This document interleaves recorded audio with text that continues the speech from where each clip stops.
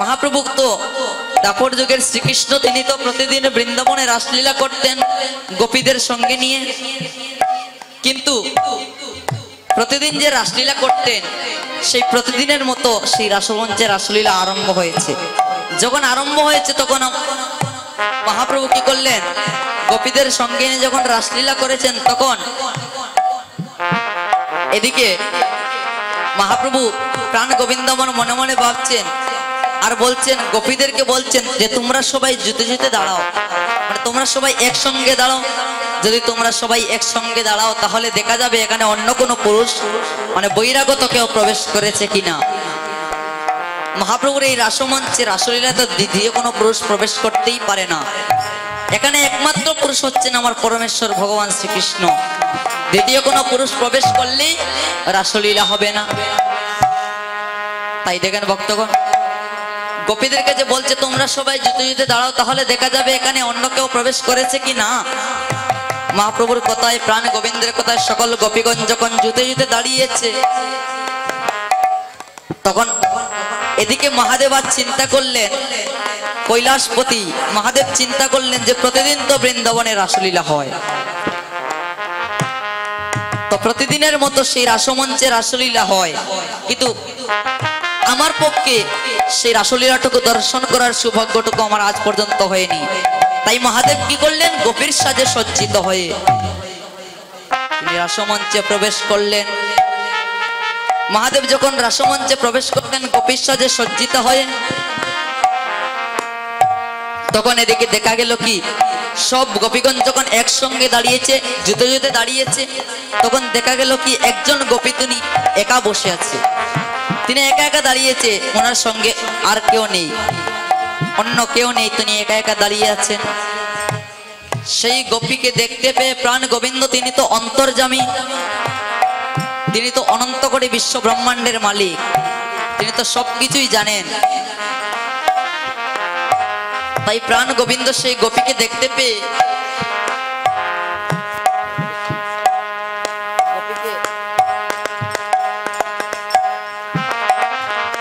সেই গোপীকে দেখতে পেয়ে প্রাণ গোবিন্দ জিজ্ঞাসা করলেন যে তুমি এখানে এসেছো, এখানে কে গো? মহাদেব বলছে এখানে আমি গো। তখন গোবিন্দ বলছে আমি আমি করছো, এখানে কে? সত্য পরিচয় দাও।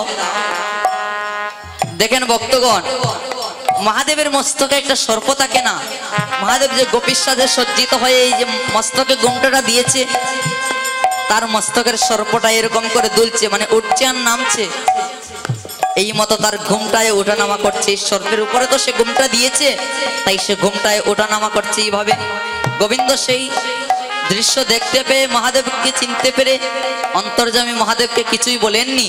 তাই তিনি মহাদেবকে জিজ্ঞাসা করলেন যে ও গোপী, অহে গোপী, তোমার মস্তকে কি যেন ঘুমটাটা কেন উঠে আর নামে? তখন মহাদেব ডেকে ডেকে বলছে, ওরে উঠে আরো নামে গো, উঠে আরো নামে গো, ওরে উঠে আরো নামে গো, উঠে আরো নামে গো, সতী নারীর ঘুমটা উঠে আরো নামে গো, তনের গুণায় উঠে আরো নামে গো, সতী নারীর ঘুমটা উঠে আরো নামে গো, সংকীর্তনের গুণটায় উঠে আরো নামে গো, ওরে উঠে আরো নামে গো, ওরে উঠে আরো নামে গো, ওরে উঠে আরো নামে গো, ওরে উঠে আরো নামে গো, সতী নারীর ঘুমটা উঠে আরো নামে গো, ওরে সংকীর্তনের গুণটায় উঠে আরো নামে গো। তখন তিনি মহাদেবকে চিনতে পেরে প্রাণ গোবিন্দ কি করলেন, মহাদেবকে বলছে, মহাদেব আপনি স্বয়ং কৈলাসপতি হয়ে আমার সঙ্গে এরকম ছলনা করলেন, আপনি এই রাসমঞ্চে দ্বিতীয় কেউ প্রবেশ করতে পারে না তা জানা সত্ত্বেও আপনি ছলনা করে গোপীর সাজে সজ্জিত হয়ে এই রাসমঞ্চে প্রবেশ করেছেন। তাই আমি আপনাকে অভিশাপ দিচ্ছি মহাদেব, তুমি আর এই জন্মে রাধা কৃষ্ণের রাসলীলাটুকু দর্শন করতে পারবে না। তুমি রাধা কৃষ্ণের রাসলীলা দর্শন করবে যেদিন তুমি নদিয়া শান্তিপুরে, সুনামগঞ্জ জেলায় সালিমপুর থানায় তুমি যেদিন নবগ্রামে, লাউ পরগনা নবগ্রামে নবাদেবীর গর্ভে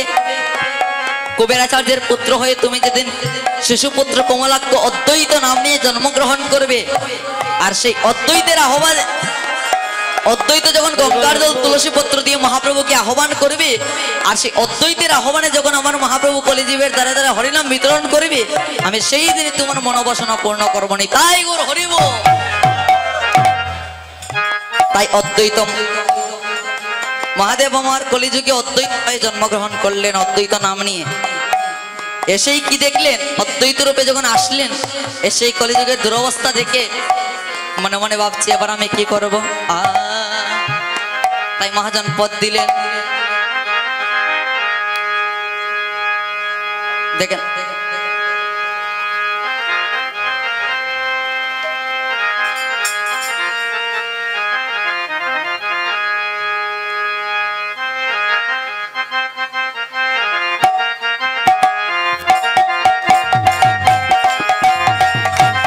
তাই ওর হরিব।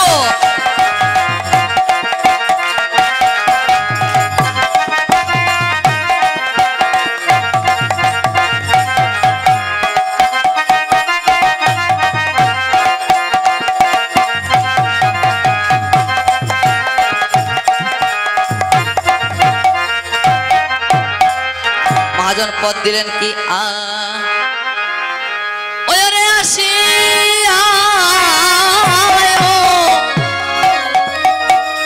হরে অদ্বৈত রায় শনে মুখে দেখিতে পায়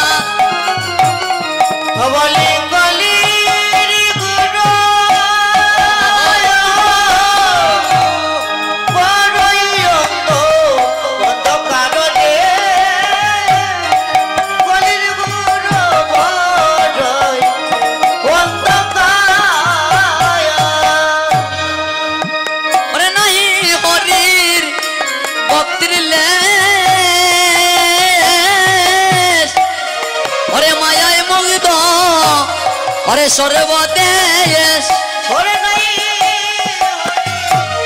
ভক্তির লে হরে মায়া মুক্ত সর্বদেশ হরে নাই হরির ভক্তির লেশ হরে মায়ায় মুক্ত সর্বদেশ আমারি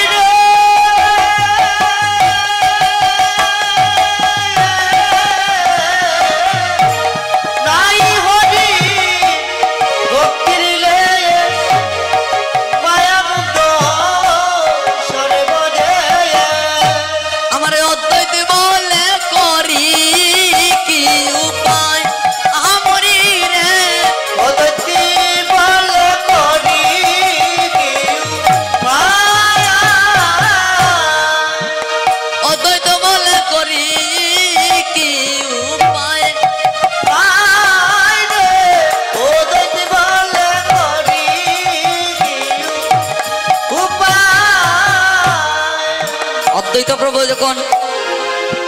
কলিযুগের দুরবস্থা দেখে, কলিজীবের এই দশা দেখে, যুগের এই দক্ষ দেখে মনে মনে ভাবছেন এবার আমি কি করব। এই কলির জীব যে বড় অসহায়, এই কলির জীব পিছে মায়ার বন্ধনে আবদ্ধ হয়ে আছেন। দেখেন ভক্তগণ, আমরা এমনই পাষাণ, এই মিছে মায়ার বন্ধনে আমরা এই মানব জন্ম গ্রহণ করি, এই মিছে মায়ার বন্ধনে আবদ্ধ হয়ে আছি। অষ্টোত্তর শতনামে কি বলা হচ্ছেন, কৃষ্ণ বুঝি পারে তোরে সংসারে আইনু, আর মিছে মায়ায় বদ্ধ হয়ে বৃক্ষ সম হয়ে নিনু। তাই গোর হরিব। তাই অদ্বৈত প্রভু কলিজীবের দুরবস্থা দেখে মনে মনে ভাবছেন এবার আমি কি করব। তাই মহাজন পদ দিলেন কি একাই আমি কি করিব দোসর বা কোথায় পাব একাই আমি কি করিব দোসর বা কোথায় পাবো একাই আমি কি করিব দোসর বা কোথায় পাব একাই আমি কি করিব দোসর বা কোথায় পাব শ্রীঅদ্বৈত ভাবে মনে মনে আয় রে শ্রীঅদ্বৈত ভাবে মনে মনে শ্রীঅদ্বৈত ভাবে মনে মনে আহারে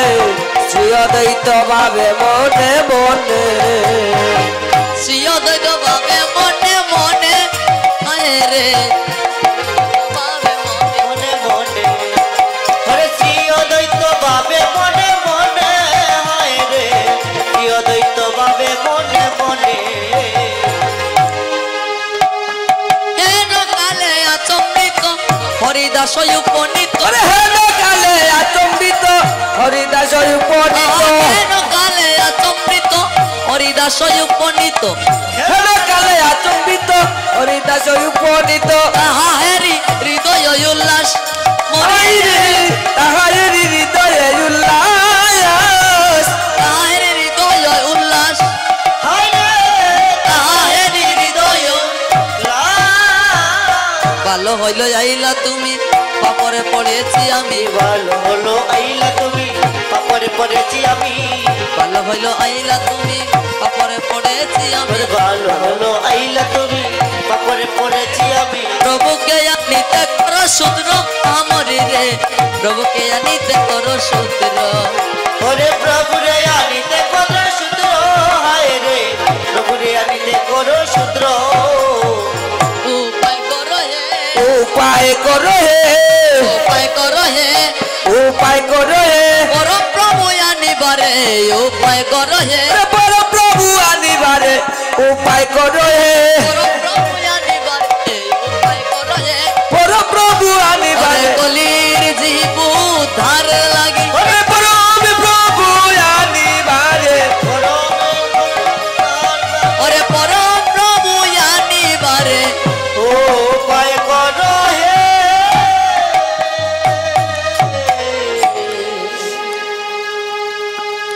অবস্থা দেখে অদ্বৈত প্রভু মনে মনে ভাবছেন এবার আমি কি করব সঙ্গে গৌরীদাস উপনীত হয়েছে তার সঙ্গে উপনীত হয়ে কি বলছেন অদ্বৈত প্রভু বলছে তুমি কে যে আমি গৌরীদাস তুমি আমাকে চিনতে পারছো না তখন গৌরীদাস বলছে কি অরে প্রণাম করিয়া কয়ে হরিদাস মহাশয় হরে নাম করিয়া কয়ে হরির দাস মহাশয় হরে প্রণাম করিয়া কয় হরিদাস মহাশয় রে প্রণাম করিয়া কয় হরে দাস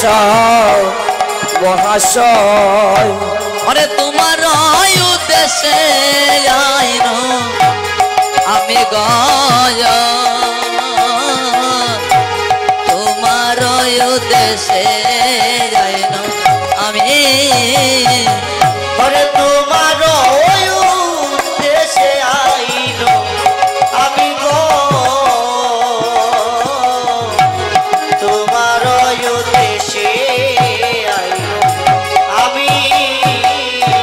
হরে তুলসী মঞ্জুরি দয়াল তার সহ গঙ্গার জল হরে তুলসী জলি জল ধান সময় আমার জল হরে তুলসী মঞ্জুরি দলয় তার সহ গঙ্গার জল হরে তুলসী জলি জল তার সময় গঙ্গার জল কৃষ্ণ বলি দেও নিজ শিরে কৃষ্ণ বলি দেও নিজ শিরে বলি কৃষ্ণ বলি দাও নিজ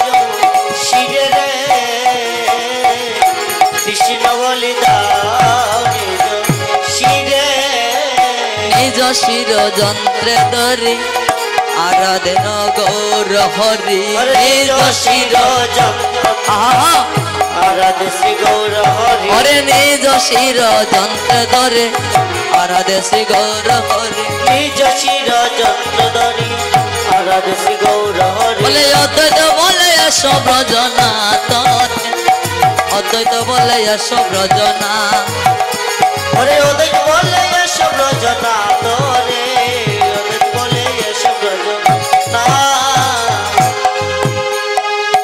তখন অদ্বৈত প্রভু দেখেন ভক্তগণ অদ্বৈত প্রভুর বয়স যখন ছিল 11 বৎসর তার নাম ছিল শিশুপুত্র কমলাক্ষ শিশুপুত্র কমলাক্ষ তার নাম ছিল তার মা ছিলেন নাবা দেবী আর পিতা ছিলেন কুবেরাচার্য সেই কুবেরাচার্য আমল ছিল দিব্যসিন্ধু রাজার আমল দেখেন ভক্তগণ দিব্যসিন্ধু রাজা ছিলেন দুর্গামায়ের ভক্ত আর অদ্বৈত প্রভু তো ছিলেন স্বয়ং দেবাদিদেব মহাদেব কেউ তাকে চিনতে পারেনি তাই অদ্বৈত প্রভু শিশুপুত্র কমলাক্ষ যখন নাম নিয়েছিল তার পিতা কুবেরাচার্য ছিলেন দুর্গামায়ের ভক্ত সে তার পিতা কুবেরাচার্য প্রতিদিন ঘুম থেকে উঠে দিব্যসিন্ধু রাজার রাজপ্রাসাদে ছিল দুর্গামায়ের মন্দির সেই দুর্গামায়ের পুজো করতে যেতেন সকল ভক্তগণ মিলে সেই দুর্গামায়ের পুজো করতে যেতেন কিন্তু অদ্বৈত শিশুপুত্র কমলাক্ষ হরিবল হরিবল একদিন তার পিতা কুবেরাচার্যকে ডেকে ডেকে বলেছিল হে পিতা বাবা তুমি তো প্রতিদিনই দুর্গামায়ের তোমাদের দুর্গামায়ের পুজো করতে যাও মন্দিরে তাকে প্রণাম করো কিন্তু আমাকে তো সঙ্গে করে নাও না আজ আমি তোমার সঙ্গে যেতে চাই বাবা কুবেরাচার্য বলছে ঠিক আছে চল শিশুপুত্র কমলাক্ষ চল এবার শিশুপুত্র কমলাক্ষ কি করলেন তার পিতার কনিষ্ঠ অঙ্গুল্যে ধরে এবার সে চলে গেল দিব্যসিন্ধু রাজার রাজপ্রাসাদে সেই দিব্যসিন্ধু রাজার রাজপ্রাসাদ এখানে দুর্গা মায়ের পুজো হচ্ছে পুজোর শেষে সবাই দুর্গা মাকে করজোরে কৃতাঞ্জলি হয়েছেন কিন্তু দেখা গেল কি সবাই যখন দুর্গা মাকে করজোরে কৃতাঞ্জলি হয়ে প্রণাম করছে দেখা গেল অদ্বৈত প্রভু আর দুর্গা মাকে প্রণাম করে নাই কেন সে কেন প্রণাম করবে সে তো স্বয়ং দেবাদিদেব মহাদেব দেখেন ভক্তগণ শিবের স্ত্রী তো দুর্গা ছিল স্বামী কখনো স্ত্রী কখনো স্বামীর প্রণাম গ্রহণ করতে পারে না স্বামী হচ্ছে স্ত্রীর কাছে পতি ঈশ্বর তাই অদ্বৈত প্রভু যখন প্রণাম করেনি দুর্গা মাকে দিব্যসিন্ধু রাজা একদিন কুবেরাচার্যকে বলেছিল কুবেরাচার্য ও কুবেরাচার্য তুমি শুনো আমরা প্রতিদিন এই মন্দিরে দুর্গা মায়ের পুজো দিই কিন্তু পুজোর শেষে আমরা সবাই মাকে প্রণাম করি মাই হচ্ছেন আমাদের জগৎ জননী কিন্তু তোমার ওই ছোট্ট একটি পুত্র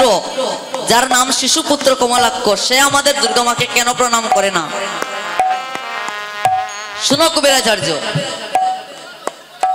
দুর্গা মাকে কাল যদি তোমার পুত্র আমাদের মাকে আমার সম্মুখে প্রণাম না করে তাহলে কাল হতে তোমাদেরকে এই রাজ্য থেকে আমি বিতাড়িত করে দেবনি তাই গৌর হরিবল হরিবল হরিবল হরিবল এবার কুবেরাচার্য কি করলেন কুবেরাচার্য এবার গৃহে যখন ফিরে গিয়েছে গৃহে ফিরে গিয়ে তার পুত্র শিশুপুত্রকে ডেকে ডেকে বলছে বাবা শিশুপুত্র তোকে আজ আমি একটি কথা বলবো তুই আমার কথা শুনবি তো বাবা তখন শিশুপুত্র কমলাক্ষ বলছে বাবা কি বলবে বলো তখন কুবেরাচার্য বলছে শুন বাবা আমরা সবাই তো পুজোর শেষে দুর্গা মাকে প্রণাম করি করজোরে কৃতাঞ্জলি হয়ে কিন্তু তুই কেন প্রণাম করিস না জানিস বাবা তুই যদি কাল আমাদের সকলের সম্মুখে আমাদের মাকে প্রণাম না করিস তাহলে আমাদেরকে কাল হতে ওই দিব্যসিন্ধু রাজা কড়া নির্দেশ দিয়েছে এই রাজ্য থেকে আমাদেরকে বিতাড়িত করে দেবে তাই শোন তুই কাল গিয়ে দুর্গা মাকে প্রণাম করবি তখন শিশুপুত্র বলছে শুনো বাবা আমি তোমাদের মাকে কেন প্রণাম করি না জানো কারণ তোমাদের দুর্গা মা আমার প্রণামটা গ্রহণ করে না তাই আমি ওকে প্রণাম করি না তুমি তোমাদের দিব্যসিন্ধু রাজাকে গিয়ে বলিও যে তোমাদের মা যদি আমার প্রণামটা গ্রহণ করে তবেই আমি ওকে প্রণাম করব।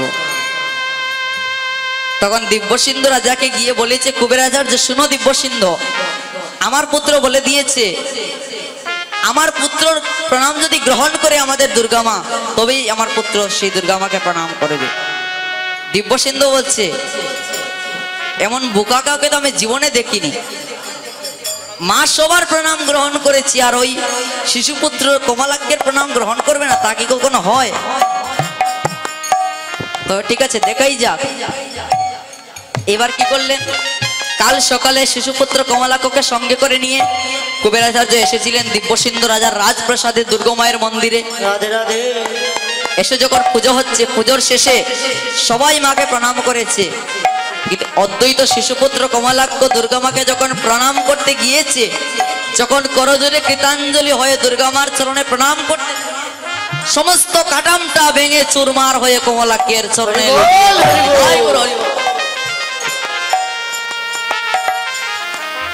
আর প্রণামটা গ্রহণ করলো না দুর্গা মা।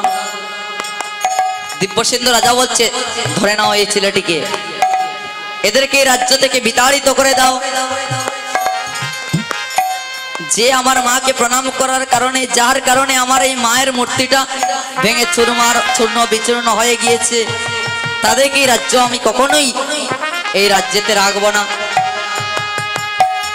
প্রহরীকে নির্দেশ দিলেন তাদেরকে এই রাজ্য থেকে বিতাড়িত করে দাও। তখন কুবেরাচার্য কি করলেন, তার শিশুপুত্র কমলাক্ষকে সঙ্গে করে নিয়ে চলে গেলেন মধুময় শ্রীধাম নবদ্বীপে।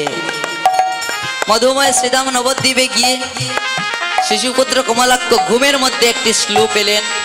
কি শ্লোক পেলেন? তুলসী মাত্রেন ধন জলেশ্বর চলুকে নবা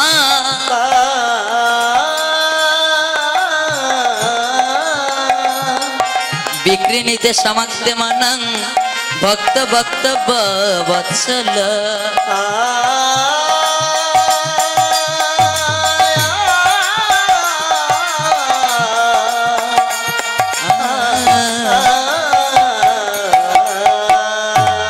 তুলসী মাত্রেন অর্থাৎ এক বিন্দু নয়ন জলে যে করে আমার গোবিন্দ চরণ অর্পণ।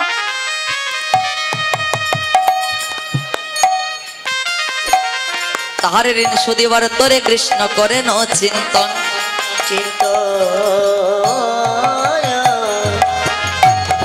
তাই অদ্বৈত প্রভু